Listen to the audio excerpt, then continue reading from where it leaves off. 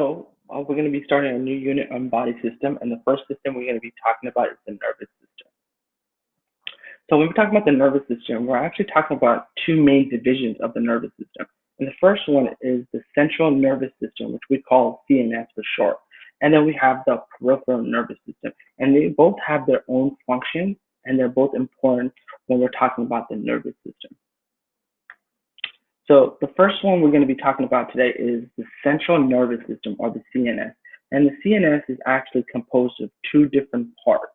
And the first part is the brain, and the second one is the spinal cord.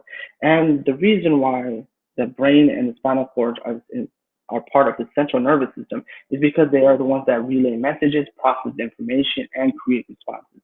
Again, the brain is where we have all of our information. It's where we think. This is where we are learning. It's all kind of controlled, how we move and so forth. And then the spinal cord is also kind of part of the central nervous system, is because the spine is where the brain uses to relay all the messages to the rest of our body. When somebody is actually spinal cord is injured, right? There's a lot of chances where some part of their body is not operational anymore. Even though the brain is where we have all information in one, what we think and we control our movement, the spinal cord is where the information is sent to, and that helps it send to directly to the right body part. So again, the central nervous system is actually made of the brain and the spinal cord. And like I said, they're both responsible for both internal and external stimulus. And we're talking about stimulus usually are things that affect us. So we're talking about things outside of our environment giving us stimulus, or maybe things that are happening inside of our body. And they respond to both of those.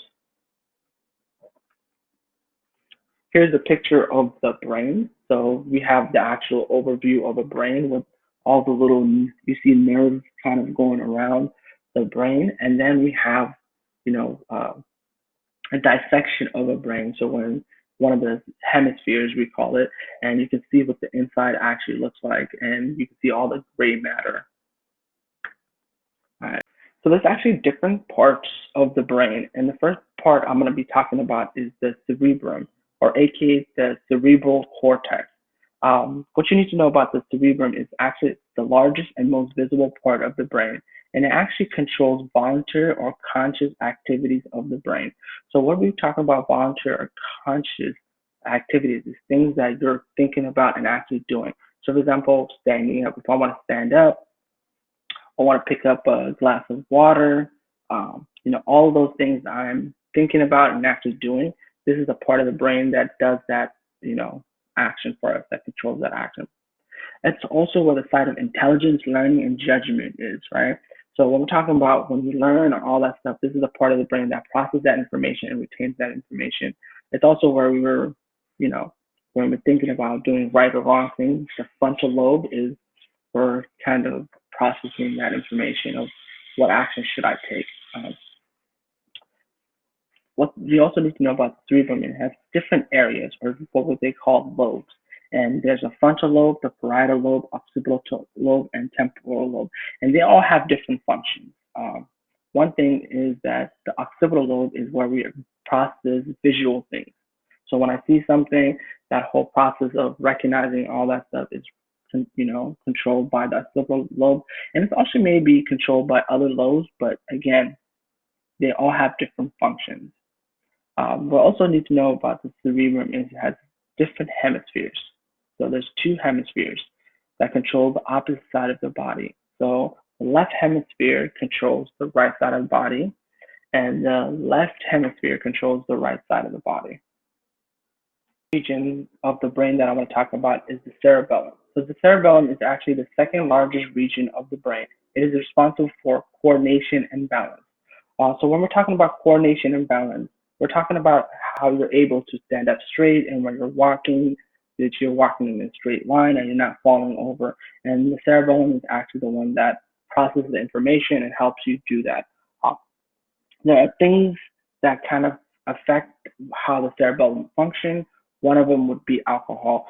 When a lot of people consume a lot of alcohol, the cerebellum is not functioning properly anymore. And that's why you see drunk people kind of stumbling or can't walk straight, because their cerebellum is not functioning due to the alcohol.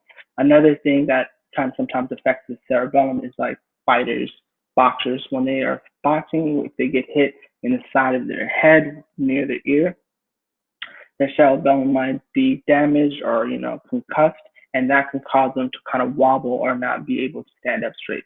So the cerebellum is the second largest region of the brain, and it's responsible for coordination and balance. And when we say coordination and balance, it's the ability to stand up straight, walk straight, run run in a straight line, or kind of lean over without having to fall down and so forth. So the third region that we're going to talk about in your brain would be the brainstem. So the brainstem controls basic control of bodily function, your breathing, heart rate, and blood pressure. The way you would think about your brainstem is the ones that it controls everything that you do unconsciously. Like you don't think about breathing, you don't think about your heart rate, and you don't think about you pumping blood, throughout your body. Those are all done naturally, right? And in subconsciously. So those are all controlled by your brainstem. You're not actually saying right now, heart rate go up, heart rate go down. Like you're not thinking of it. There are ways to meditate and control those things, but it's actually done kind of subconsciously, by the brainstem. Part of the nervous system, which is the peripheral nervous system, or PNS. The PNS is actually composed of the nerves and the sensory organs. The sensory organs are organs that help us detect stimulus in our environment and collect information to be sent to the brain. In this case, the eyes, the nose, the mouth, and the ears are all sensory organs that help us kind of collect information in our environment. They're responsible for carrying information to and from the CNS. So in this case, when we're talking about the peripheral nervous system, we're actually talking about the sensory division, which actually collects information and that's sent to the brain. And then the part where it goes from the brain to the actual action of it, that's the motor division. Usually that's when we're actually doing an action. So neurons, what are neurons? So before we get into what are neurons, we need to understand how our body gets, how information goes from our body to our brain and then from our brain to our body. And when we're talking about information that we see and so forth, they're not actual words or so forth, but they're actually electrical signals that are called impulses. And these impulses actually carry information, and it usually goes from the body to the brain, to the brain to the rest of our bodies. And the ones that actually carry these kind of impulses are what we call neurons. So the cells that transmit these impulses from the body to the brain and within the brain and back out to the body are what we call neurons. And this is a picture of a neuron. So the neuron has different parts to it. You can see the cell body with its dendrites, and these dendrites are where the actual impulse comes in, right? And then once this impulse comes in, it goes along this what we call axon. And these axons are covered by myelin sheets. And these myelin sheets are important because it makes the signal go faster. We want information going to our brain and brain to our body as fast as possible because you never know what we need to do. So these myelin sheets act as a way for these impulses to go faster through these neurons. And then finally, they go through towards the terminal branch of the axon and from the joints with other cells. And these little parts send it to the next neuron, so forth until it gets to the brain, and then from the brain to the body, or vice versa. So there's different categories of neurons. So neurons are classified according to the direction in which the impulses are going. And here is a great example of the image where it kind of tells you what the different neurons are. The first one we're going to talk about is sensory neuron. And sensory neurons carry impulses from the sensory organ to the spinal cord and the brain. And in this picture, your eye is the sensory organ, and you're seeing the water glass. And that information is changed into impulses, which goes down through the sensory input. So the sensory input, so it goes down through these sensory neuron, and it travels and it goes to the brain. Okay? And when it gets to that brain part of it, that's when the interneuron comes in, and it connects sensory and motor neurons and integrates information in the brain or spinal cord. So what that means is that this image right here, where I see the water, that little impulse is going to go to the brain, and your brain is going to process that information. And when it's processing that information, it's saying either I'm thirsty, pick up the glass, or no, I don't want the glass. But it will process that information in the brain. And when it processes that information, it changes it into these interneurons. And once it gets from the interneuron, it travels towards your actual body, back to your body when we talked about it.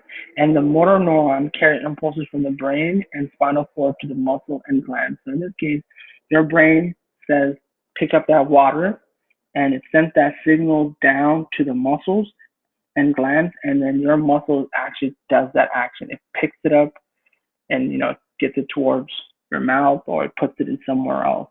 So again, there's three different categories: the sensory neuron, the interneuron, and the motor neuron. So the sensory neuron detects, interneuron kind of translates that information, and then the motor neuron actually carries out the action.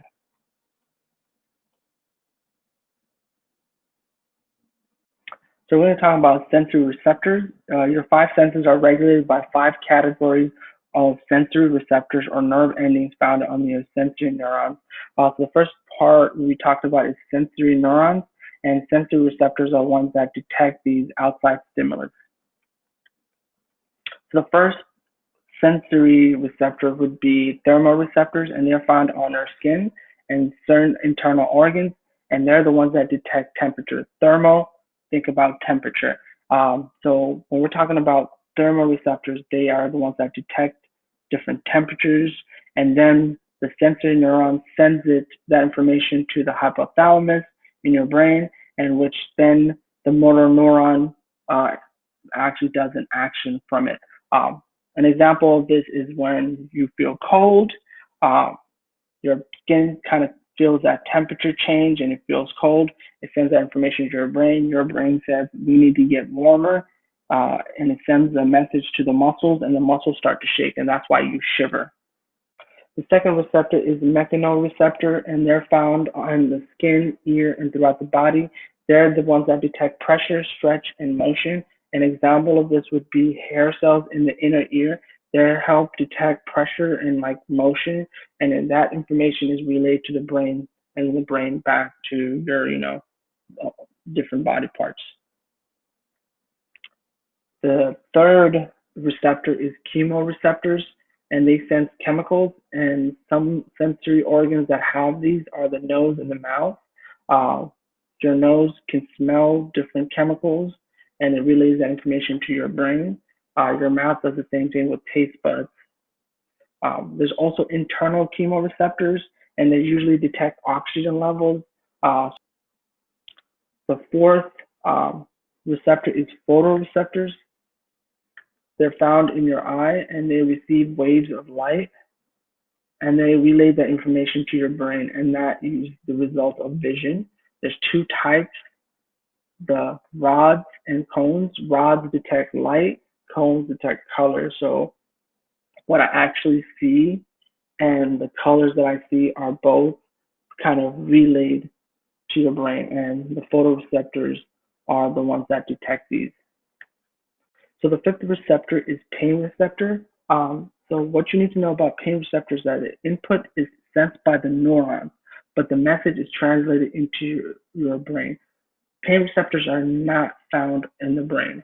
They're found all over your body because it helps us protect tissue and it protects us from harm. What I mean by that is that pain tells us that there is damage happening to our body. So if I fall down and scrape my knee, that pain is telling me that, hey, there's some part of your body that got injured. You need to do something about it to fix it, or get the help you need. There are some people in this world that don't have pain receptors. So when they fall or they, bump something, they don't receive that pain. And when I'm going to see those pains, they don't know how much damage they received from that fall or that bump. So pain receptors is actually one of the most important receptors for keeping us safe. So that's pretty much the presentation for the nervous system. Hopefully when we have our pig dissection, you guys will learn a little bit more about the nervous system.